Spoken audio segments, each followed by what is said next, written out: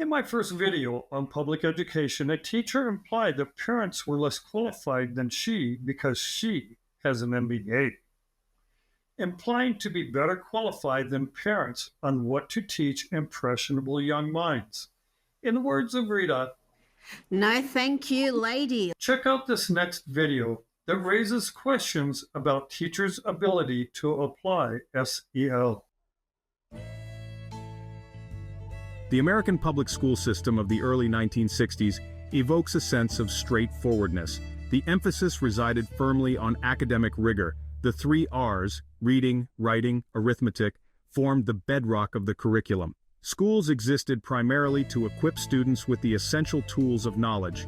This traditional approach stood as a testament to the belief that a well-informed citizenry formed the cornerstone of a thriving democracy. Fast forward to the modern era, and one witnesses a seismic shift in the educational landscape. The contemporary classroom finds itself increasingly occupied with matters of emotional well-being. This phenomenon, widely known as social emotional learning, or CL, has moved to the forefront of educational priorities. Proponents of CEL champion its role in fostering self-awareness, empathy, and relationship skills. The merits of emotional intelligence are questionable. A crucial question arises: are teachers adequately prepared to navigate this complex terrain? The average teacher, trained primarily in their subject matter, may lack the specialized knowledge to address intricate emotional issues.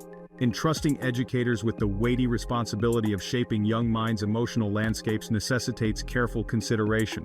Without adequate training and support, teachers may find themselves ill-equipped to handle the diverse emotional needs of their students. This shift toward emotional learning within the school system has implications that extend far beyond the classroom walls. Parental rights, once considered sacrosanct, are now being called into question. The traditional family structure, once viewed as the primary sphere for nurturing a child's emotional development, is being encroached upon. This blurring of boundaries raises profound questions about the appropriate roles of schools, parents, and the family unit in shaping the hearts and minds of the next generation. When schools take on the mantle of emotional instruction, they inevitably tread upon territory traditionally reserved for the family. Having an MBA does not make someone superior nor qualify one to experiment with psychology and psychiatry. So what is SEL? How did we get here?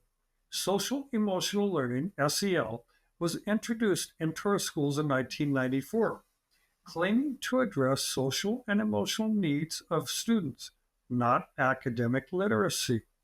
Let me be clear about that.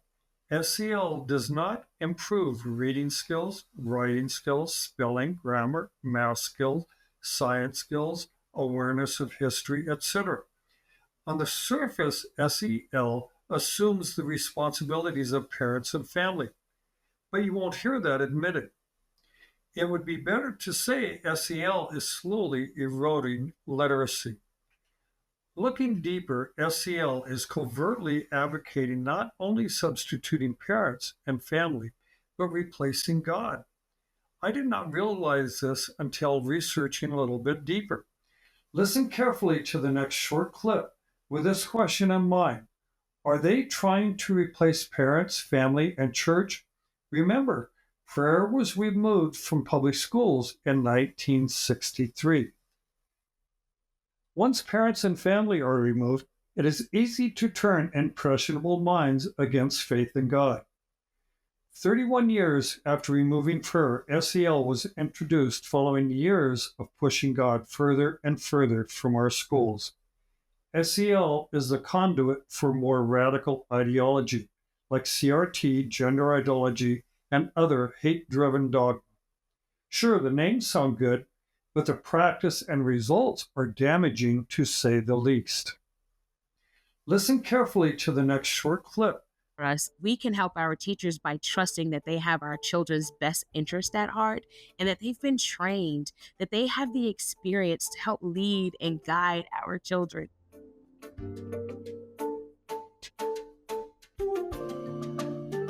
How do we understand and make sense of what's going on in our worlds, our thoughts, our brains, our minds? Research tells us that the brain grows and develops the most from 0 to 5.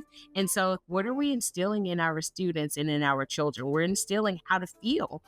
Did you happen to catch the comment that minds are most impressionable from ages 0 to 5, the formative years, so to speak, priming young minds beginning with kindergarten? Do we really trust public schools to subvert parents, family, and ultimately God? Following God's word and laws eliminates any fallacies such as SEL. Yet mankind, in their infinite absurdity and ignorance, misbelieve that they know better. Jesus taught us to be merciful, to love one another, etc., to have faith like a child, as stated in Matthew 18:3. Raising a child within the Christian faith cultivates better qualities and characteristics than SEL advocates could ever propose. SEL supporters would prefer to leave God out of it. Think about that for a moment. Who would be the one who would be elated in driving God away from our youth? Think about it. Who comes to mind? See the decisive, concealed, subconscious correlation? Remove God, remove the family, and young minds are putty, ready for sculpting into any shape desired, despite what parents want. American school children repeatedly finishing at or near the bottom on international test comparisons, the response of the education establishment has been to seek ever more non-academic adventures to go off on. Social emotional learning is best left to the parents through the support of the church. Like the architects of our government design branches to balance our governing, our schools should take notice. Schools serve the purpose for literacy through reading, grammar, writing, mathematics, history, and science. Parents, the hierarchy of the family, and the church serve as the balance for emotional and social needs. Over 150 years ago, some northern Native Americans had the right idea, simply lacking the presence of God. Though there was a belief in a higher being, girls were raised by the mother and other women during their developmental years. Boys would be raised by the women their first 6 years or so. Notice the parallel to the previous video? They did not need studies and research. They recognized, learned from, and lived life, appreciating their surroundings and what they received. The father or other designated men would prepare the boys for their roles going into manhood, survival, hunting, becoming warriors, understanding nature, aware of their surroundings, aware of the strengths of animals around them, mimicking some animals, stealth-like movement, and other skills, each based on their temperament, character, strengths, and weaknesses, some with skills in areas others lack, each contributing to the whole. Some would be introduced into becoming shirtmen who cared for the community. They would learn the emotional and social side from the women, the protection and survival side from the men. A true and tried tradition for many generations, meeting the needs of the tribe, increasing odds for survival, quite different from today. Parents, especially in urban areas with greater populations, are more susceptible to the influence of peer pressure, nearly powerless to fight against the onslaught of pressure from public schools, peers, culture, and politicians looking to gain power. In rural areas, parents are more likely to have better control.